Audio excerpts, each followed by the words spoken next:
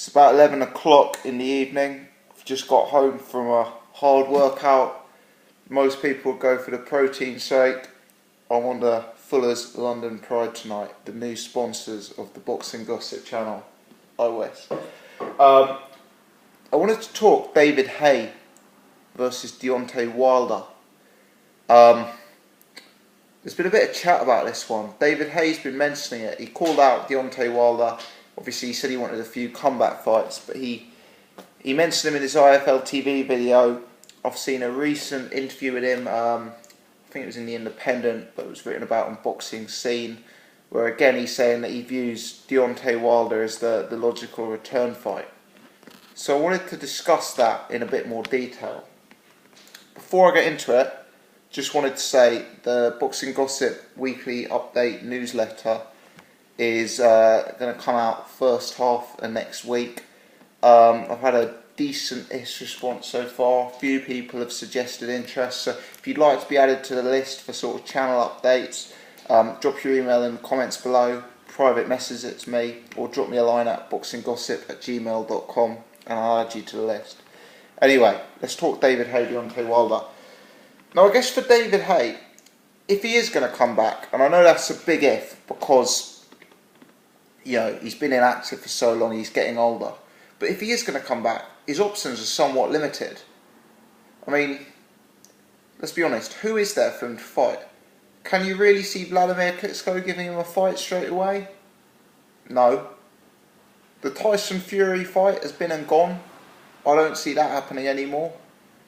Is Eddie Hearn going to stick Anthony Joshua in with him just yet?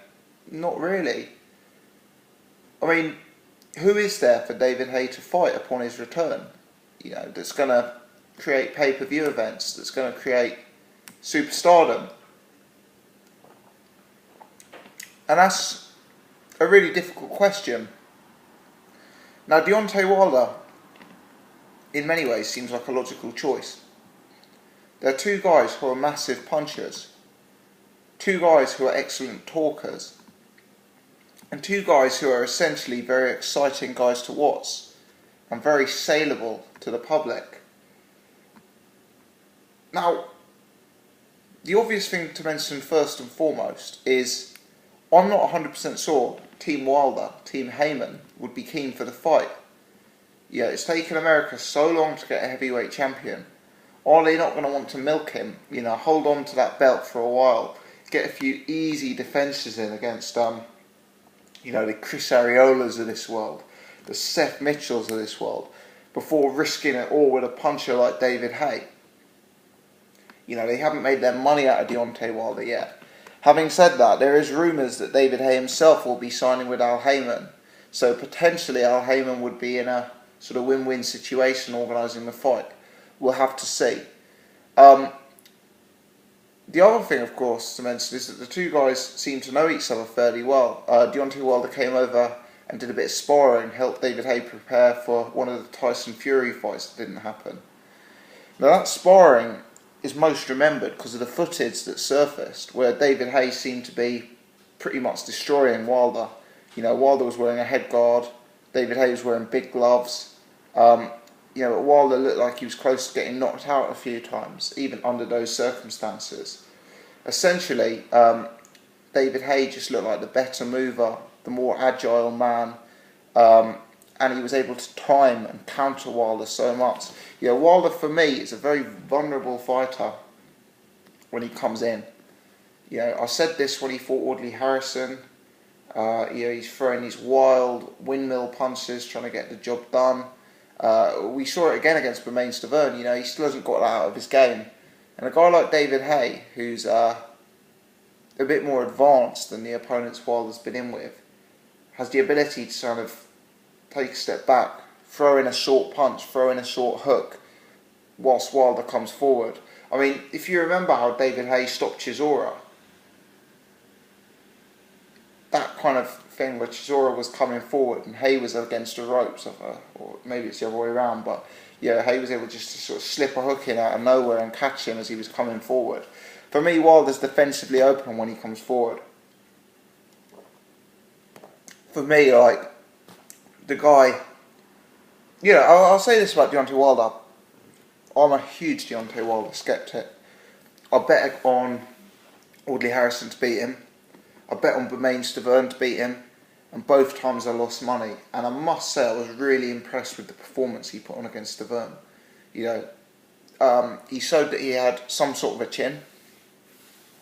He showed increased boxing capability. He showed a little bit more, and I don't want to go too overboard on this, but a tiny bit more versatility than I've seen from him before. A bit more punch variety. But I think Deontay Wilder is a guy who doesn't like to be rushed. I think Deontay Wilder is a guy who likes to fight long. I think Deontay Wilder is a guy who predominantly sticks to the 1-2. And I think he's a guy who is not overly defensively aware and can leave himself very, very open, especially when he's trying to close the show. Now, Bermain Stavern, in my opinion, is a good fighter. I rate Bermain Stavern certainly as a top 10 heavyweight.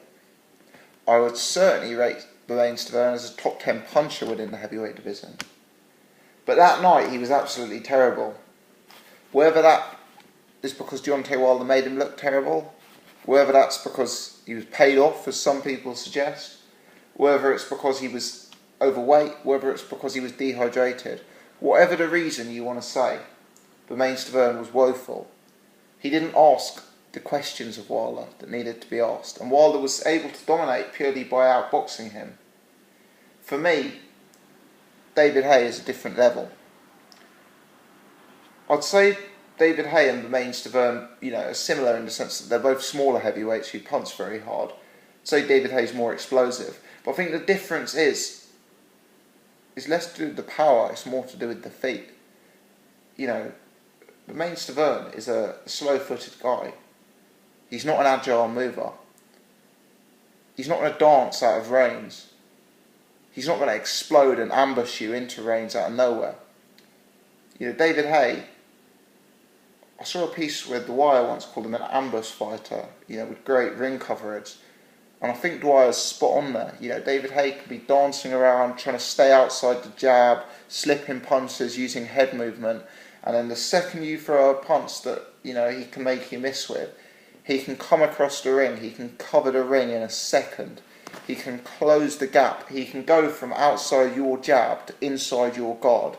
He's got that explosion. He's got that speed, agility, and coverage of the ring. He's a guy with power all over the shot. And I think, I think if Deontay Wilder rushed in on David Haye and left himself as defensively open, I still think Wilder's getting knocked out. I know Wilder has proven that he is not glass-jawed. He has proven that with the fight against Bermain Stavern.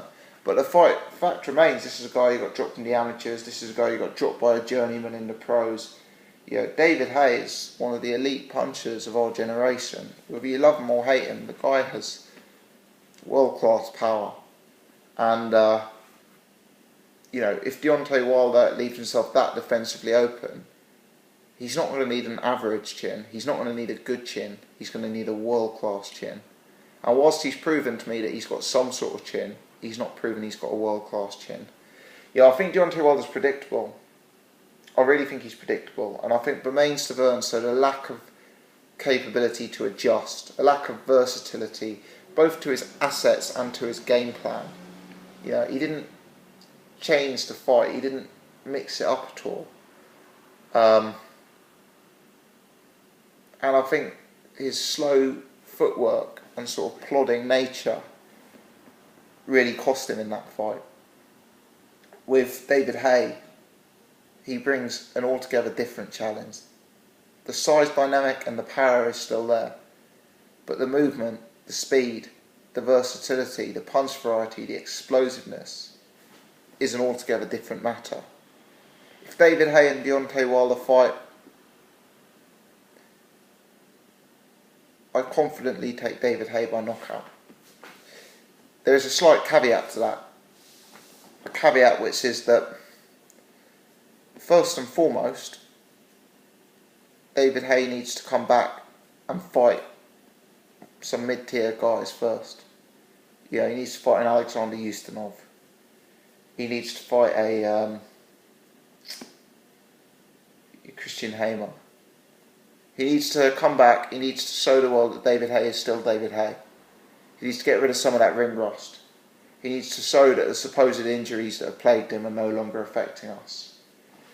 I guess the other tiny thing to mention is David Haye is a guy I typically think has struggled against tall guys. I still think it's highly debatable that David Haye beat Nikolai Valuev. I view that as a very close fight. I feel David Haye was poor against Klitschko. Essentially, his whole game switches when he's fighting a tall guy. I was at the Derek Chisora fight, for example, and you see him coming out, winning the early rounds, pressing the action, throwing combinations. For me, when he faces a tall guy, it's all about staying out of range. It's all about trying to slip and avoid the jab. I think when he faces tall guy, he's much less offensively minded than when he faces shorter guys. With tall guys, it's more about evasion, and I think that's less into David Haye's game plan. So I think David Haye would need to put in an improved performance against a taller, bigger man in Wilder, and he'd have to show a lot of aggression, possibly more aggression than he showed in the Valuev and Klitschko fights. But I think his experience sparring Wilder, and with some of the footage available of Wilder, he could deduce that the openings will arrive. And when those openings do arrive, David Haye has the speed and he has the explosion to get the job done. Now, Deontay Wilder, I must say, the performance against Bermane Stiverne, I think that's enough to class him as a top 5 heavyweight. I really do. As I say, Stiverne is decent. The way Wilder dominated him, for me, definitely puts Wilder as a top 5 heavyweight. And of course, the other thing I haven't mentioned is with Wilder's power, he's always got a chance in a fight. And David Haye is a smaller heavyweight. He's a guy who's had question marks over his chinning in the past. You have to give Wilder a puncher's chance. But do I see Wilder having the capability to outbox David Haye over 12? Do I see Wilder going 36 minutes of fighting without getting clipped by David Haye? No, I don't. If this fight happens, I'm going to be a confident pick, David Haye by knockout, on the basis that David Haye comes back, shakes off a bit of ring rust, and proves that he's gotten over his injury woes. Let me know your thoughts on this fight. Keen to discuss. Thanks for watching.